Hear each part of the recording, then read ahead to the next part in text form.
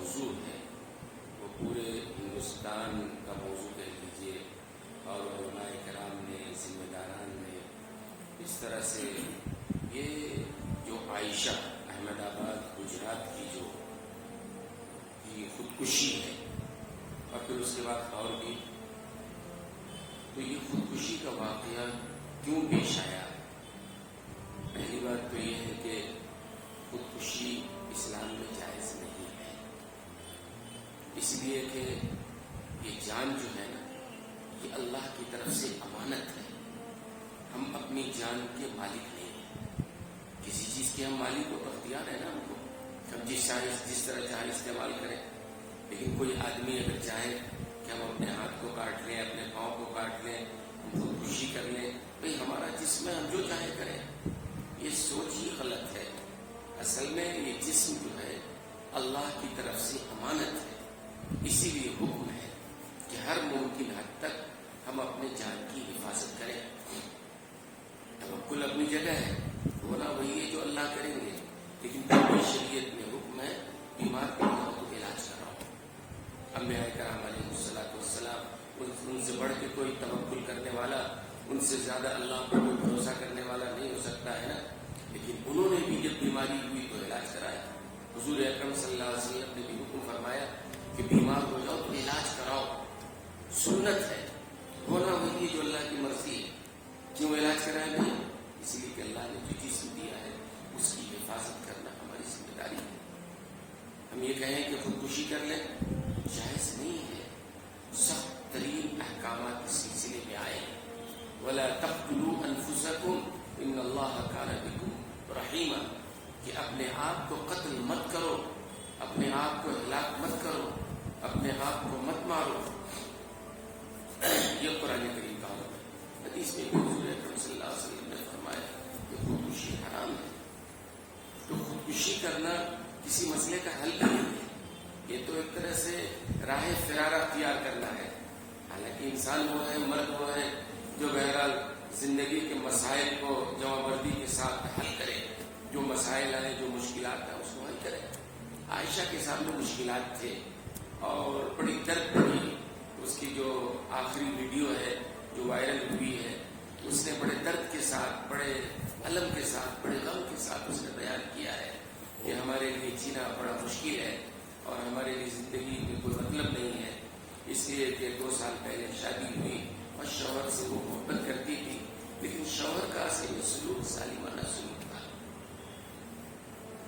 بار بار وہ پیسے مانگ رہا تھا، جہیز کی رقم، ایک بار اس کے غریب باپ نے 1.5 لاکھ روپے دیا بھی قرض لے کر کہیں سے، پھر اس کے بعد مطالبہ ہوا، پھر اس نے اپنی بیوی بلا کے میں چھوڑ دیا کہ چلو ٹھیک ہے تم اگر لے کے آئی تو، وہ دیکھ رہی تھی کہ ہمارے گھر کے حالات اچھے نہیں ہیں اور پھر آدمی کتنا دیتا رہے گا، اسی لیے اس نے خودکشی کیا۔ خیر اللہ معاف کرنے والے ہیں، مغفرت کرنے والے ہیں، یہ اپنی جگہ ایسا نہیں ہے۔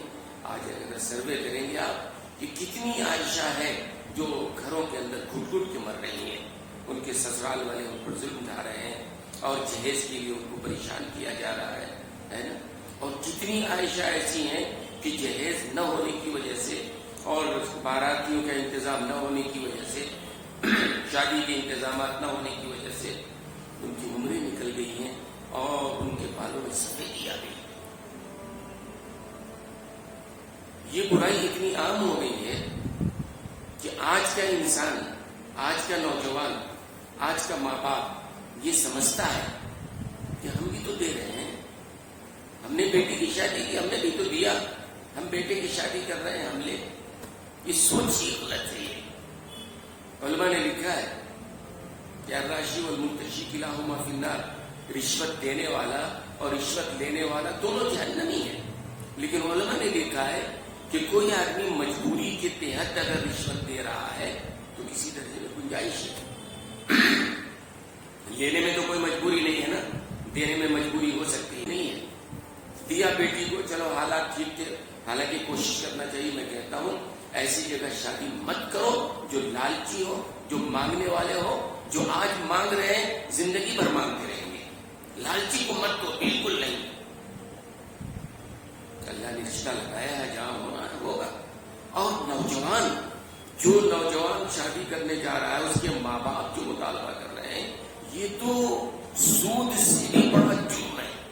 اور سود کتنا بڑا جرم ہے؟ اللہ اکبر، سود بہت بڑا جرم ہے. قرآن میں اللہ تبارک و تعالیٰ نے سود کے بارے میں فرمایا ہے، اور 10 آیتوں میں، 1-2 جگہ نہیں، 10 آیتوں میں تقریباً اللہ نے سود کی حرمت کو بیان فرمایا ہے. اور جناب رسول اللہ صلی اللہ علیہ وسلم نے تقریباً 40 احادیث میں اس کو بیان فرمایا. سود کا انجام کیا ہوتا ہے؟ اللہ ہم سب کی حفاظت فرمائے. تو یہ جو سود کا مسئلہ ہے، یہ نوجوان سوچتے ہیں کہ معاشرے میں یہ چلن ہے، لوگ جہیز لیتے ہیں، مانگنے والے گاڑیاں بھی مانگ رہے ہیں، بنگلہ بھی مانگ رہے ہیں، دکان بھی مانگ رہے ہیں، پیسے بھی مانگ رہے ہیں، جہیز میں کیا کیا چیز دے رہے ہو. نہ لینے والے حضرات بھی جو ہے، ایک رشتے میں میں خود موجود تھا، میں نے رشتہ کرایا تھا، اور لڑکی والے بھی جان پہچان کے تھے، اور لڑکا بھی بڑا شریف نیک تھا، اور میرے سامنے بات آئی، میں نے رشتہ لگایا، اور لڑکے والے اچھے مالدار تھے، پڑھے لکھے لوگ. انہوں نے کہا کہ کوئی مطالبہ نہیں ہے ہمارا، کچھ نہیں، ہو گئی بات ختم، رشتہ ہو گیا الحمدللہ.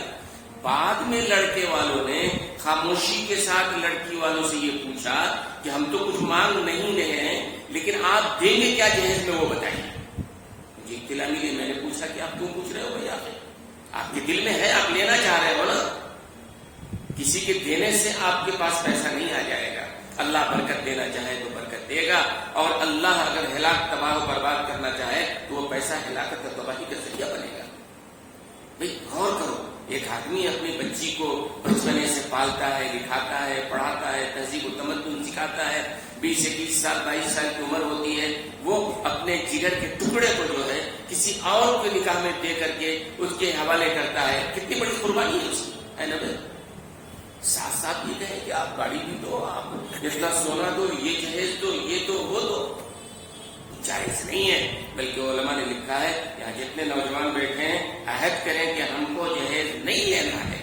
آپ کی شادیاں جب ہونے والی ہو، آپ اپنے ماں باپ سے صاف کہہ دیجیے کہ اللہ کے لیے بس ایک شریف لڑکی ڈھونڈ لیں اور لڑکی سے نکاح کرنا ہے ہمیں، لیکن ہمیں کوئی جہیز، کوئی جوڑا، کوئی کچھ نہیں، کپڑا یا کوئی چیز نہیں چاہیے. یہاں تک کہ آپ اصرار کریں کہ ہمیں نکاح کی دعوت بھی نہیں چاہیے. نکاح کی دعوت بھی اسلامی چیز نہیں ہے.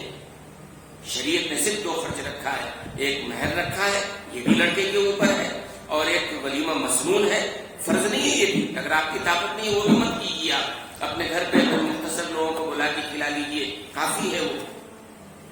ولیمہ کا مطلب یہ نہیں ہوتا ہے کہ آپ پیلس گراؤنڈ آپ بک کرائیں یا بڑے بڑے شادی محل بک کرائیں، اس کے اخراجات اور قرضہ لیں، جائز نہیں ہے. یہ جہیز جو ہے کیا ہے؟ سود سے بھی بدتر ہے. یاد رہے گی بات. سود تو کہتے ہیں ایک دے کر 1.25 لینے کا، 1.5 لینے کا، اسی کا نام ہے سود نا.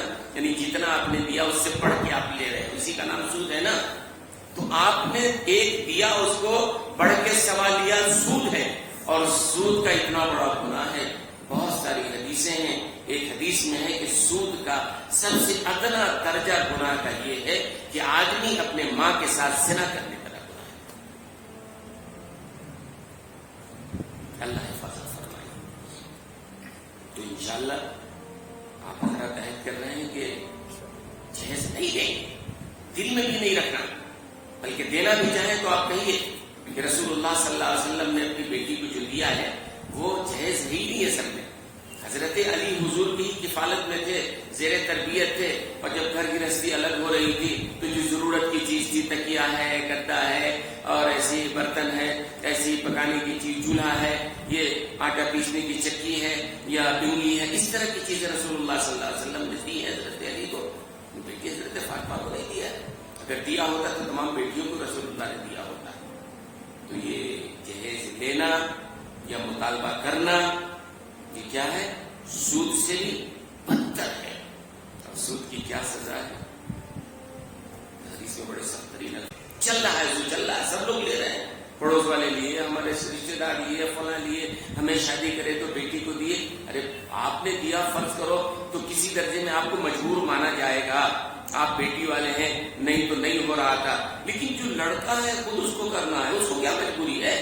وہ آگے بڑھ کے کہے کہ نہیں، ہم کو نکاح کی دعوت نہیں چاہیے، ہم کو نہیں، ہم کو جوڑا نہیں چاہیے، ہم کو جہیز کے نام پر کچھ نہیں چاہیے.